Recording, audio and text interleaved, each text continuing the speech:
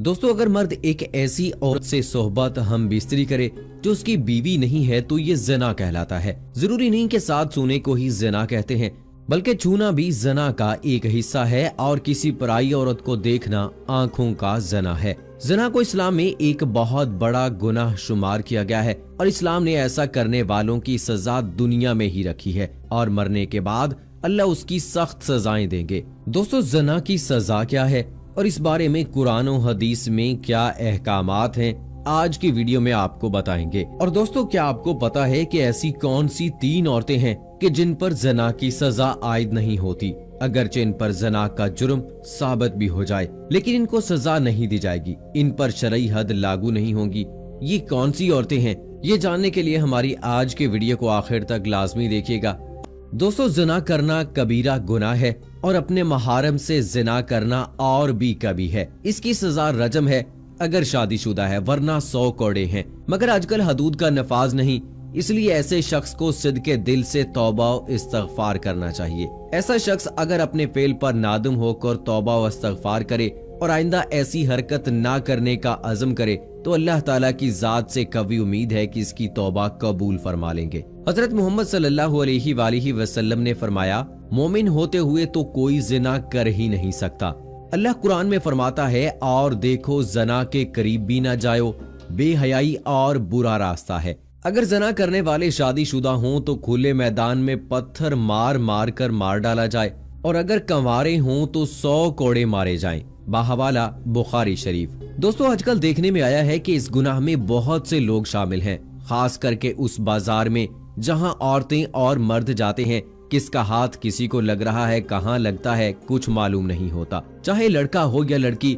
और फिर इस गुनाह को करने के बाद अपने दोस्तों को बड़ी शान से सुनाते हैं, बल्कि उनको भी ऐसा करने की राय देते हैं। अगर कोई अकेले लड़के या लड़की कोई गलत काम करता है तो उसका गुनाह उसके माँ बाप को भी मिलता है, क्योंकि उन्होंने उनकी जल्दी शादी नहीं की, जिसकी वजह से वो गलत काम करने लगे। और शादी की उम्र होने के बाद भी माँ बाप उनकी शादी ना करें तो अल्लाह नाराज हो जाता है और उनके घर की बरकत खत्म हो जाती है और इन माँ बाप से क़यामत के दिन अल्लाह हिसाब मांगेगा। दोस्तों, एक जगह अल्लाह ने कुरान पाक में फरमाया कि पाक दामन लड़कियां पाक दामन लड़कों के लिए हैं। इसका मतलब ये है कि अगर आप अच्छे हैं तो अल्लाह आपको भी अच्छी बीवी या दुल्हा देगा, और अगर खराब हैं तो खुद ही समझ लीजिए। ज़िना एक ऐसा अमल है जिससे निस्यान, एड्स, कैंसर जैसी मूजी बीमारियां फैलती हैं। ज़िना से इंसान का दिल मुर्दा हो जाता है, जबकि अक्सर देखने में आया है कि जब दिल मुर्दा हो गया तो फिर इसके दिल से इस्लाम की रोशनी खत्म हो जाती है, जिससे वो ईमान से खाली हो जाता है। इंसान जो भी गलत काम करता है उसकी कीमत इसके बच्चों, माँ या बहन को इस दुनिया में ही अदा करनी पड़ती है। इमाम शाफी रहमतुल्लाह अलैह कहते हैं कि ज़िना एक कर्ज है, अगर तू ऐसा कर्ज लेगा तो तेरे घर से यानी तेरी बहन बेटी से वसूल किया जाएगा। दोस्तों, इस कबीरा गुनाह की और भी सजाएं हैं, लिहाजा खुद भी इससे बचें और अपने दोस्तों को भी बचाएं। अगर आपने अपना जिनसी किस्सा अपने दोस्त सहेली को सुनाया और उसके दिल में भी ऐसा करने की बात आ गई और उसने वो काम कर लिया तो उसका गुनाह आपको भी मिलेगा, क्योंकि आपने ही इसको गलत रास्ता दिखाया है। दोस्तों, कुरान और हदीस में हमें ज़िना की सजा और उसके बुरे होने के बारे में बताया क्या है। अल्लाह ताला फरमाते हैं, ज़िना के करीब भी ना जाओ, ये बेहयाई और बुरा रास्ता है। जानिया और जानी कोड़े मारो, हर एक को उन दोनों में से 100 कोड़े। इसी तरह नबी करीम सल्लल्लाहु अलैहि वसल्लम ने फरमाया, शादीशुदा मर्द और औरत ज़िना करें तो दोनों को संसार कर दो, ये अल्लाह की तरफ से सजा है। जानी ईमान की हालत में ज़िना नहीं करता, यानी जब वो ज़िना करता है तो ईमान से खाली हो जाता है। रसूल अकरम सल्लल्लाहु अलैहि वसल्लम से बड़े गुनाहों के बारे में पूछा गया तो आप सल्लल्लाहु अलैहि वसल्लम ने फरमाया, हमसाये की बीवी से गुनाह करना बड़े गुनाहों में से एक गुनाह है। ज़िना करने वाला मुसलमान आकिल और बालिग हो, जिसने ये जुर्म अपने इख्तियार से किया हो और जुर्म के लिए इस पर कोई जबरदस्ती न की गई हो। रसूल अकरम सल्लल्लाहु अलैहि वसल्लम ने फरमाया, 3 किस्म के लोगों का कोई अमल नहीं लिखा जाता, यानी 3 किस्म के ऐसे लोग हैं कि जिन्होंने अगर ज़िना किया भी हो तो उन पर दीन इस्लाम की रूह से कोई हद लागू नहीं होती। एक तो वो कि जो नाबालिग जब तक बालिग ना हो जाए, दूसरा वो शख्स जो सोया हुआ हो जब तक कि वो बेदार ना हो जाए, और तीसरा वो कि जिसका दिमागी तवाज़न ठीक ना हो, दीवाना हो, मजनू हो, اس پر بھی اس کی کوئی حد نہیں ہے۔ یعنی نابالغ سے ان گناہوں کے متعلق نہیں پوچھا جائے گا جن کا تعلق اللہ کے ساتھ ہے۔ جن گناہوں کا تعلق بندوں کے ساتھ ہے، مثلاً قتل، چوری وغیرہ، تو ان گناہوں کے متعلق نابالغ سے بھی باز پرس کی جائے گی۔ آپ صلی اللہ علیہ وآلہ وسلم نے فرمایا، میری امت کی بھول چوک اور جس چیز پر وہ مجبور کیے جائیں معاف کر دیا گیا ہے۔ یعنی اگر آپ سے کوئی بھول چوک ہو گئی ہے، اللہ تعالیٰ آپ کو معاف فرما دیں گے، یا کسی چیز پر اگر آپ کو مجبور کیا گیا ہے تو وہ بھی اللہ تعالیٰ آپ کو معاف فرما دیں گے۔ دوستو، زنا کرنے والے کے لیے رجم یعنی زنا کار پر حد قائم کرنے کا ایک طریقہ کار بتایا گیا ہے۔ زمین میں گڑھا کھودا جائے، زانی کو اس میں کھڑا کر کے سینے تک اس کو مٹی سے دبا دیا جائے اور پھر پتھر مارے جائیں یہاں تک کہ وہ مر جائے۔ یہ کاروائی امام اور مسلمانوں کی ایک جماعت کے سامنے کی جائے۔ اللہ تعالیٰ کا فرمان ہے، اور ان کی سزا کے وقت ایمان والوں کی ایک جماعت حاضر ہونی چاہیے۔ رجم کے بارے میں عورت اور مرد کا حکم برابر ہے، البتہ عورت کے کپڑے باندھ دیے جائیں تاکہ وہ بے پردہ نہ ہو۔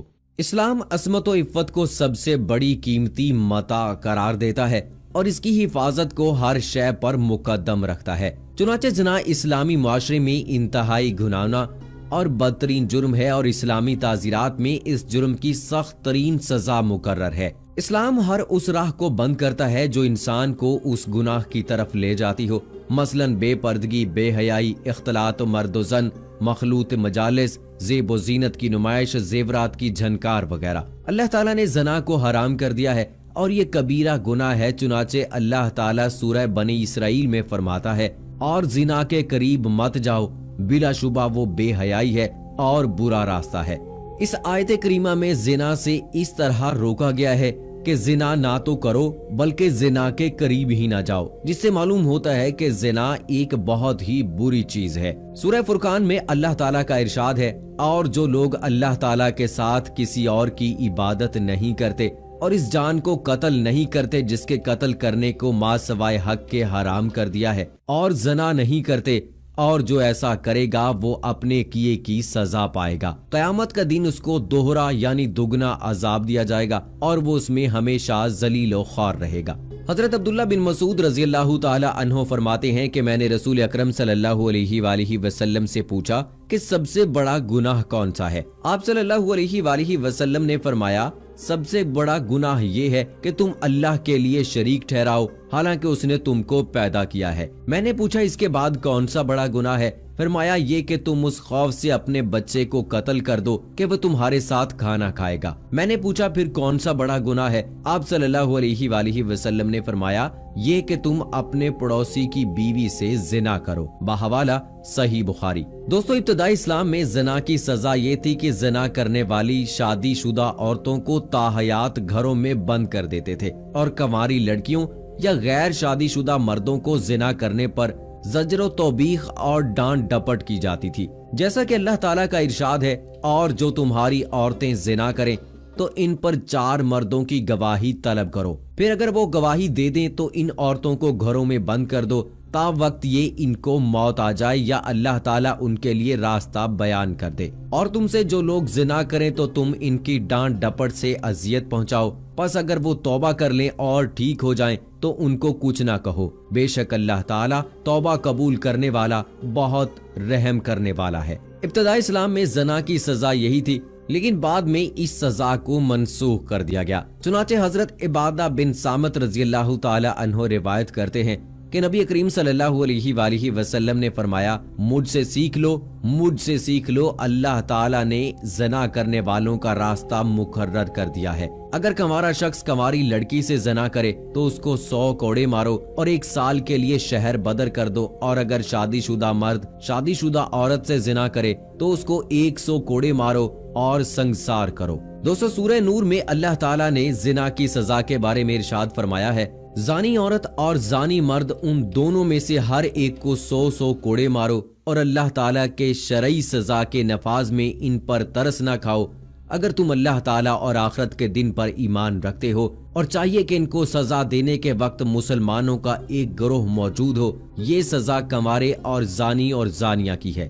دوستو، یہاں پر ایک اور اہم بات آپ کو بتاتا چلوں کہ زانی مرد صرف زانیہ عورت یا مشرکہ سے نکاح کر سکتا ہے، اور زانیہ عورت بھی بدکار مرد یا مشرک کے سوا کسی کے نکاح میں نہیں آ سکتی اور یہ اہل ایمان پر حرام ہے۔ اور دوستو آخر میں دوبارہ پھر سے آپ کو بتاتا چلوں کہ ایسی 3 خواتین جن پر زنا ہونے کے باوجود بھی کوئی حد لاگو نہیں ہوتی، ان کی سزا معاف ہے۔ ان میں سے پہلی عورت یا مرد وہ ہو سکتی ہے جو دیوانی ہو یا دیوانہ ہو، جس کا دماغی توازن ٹھیک نہ ہو، جو مجنون ہو، اس پر زنا کی کوئی حد لاگو نہیں ہوتی۔ اس کے علاوہ نابالغ بچہ، اس کو بھی زنا کی حد سے مستثنا قرار دیا گیا ہے۔ اور ایسا شخص یا عورت جو کہ سوئے ہوئے حالت میں ہو، جب تک کہ وہ بیدار نہ ہو جائے تو اس پر زنا کی حد لاگو نہیں ہوتی۔ دوستو اللہ تعالیٰ سے دعا ہے کہ اللہ تعالیٰ ہمیں زنا جیسی موذی مرض اور اس کبیرہ گناہ سے بچائے، آمین ثم آمین۔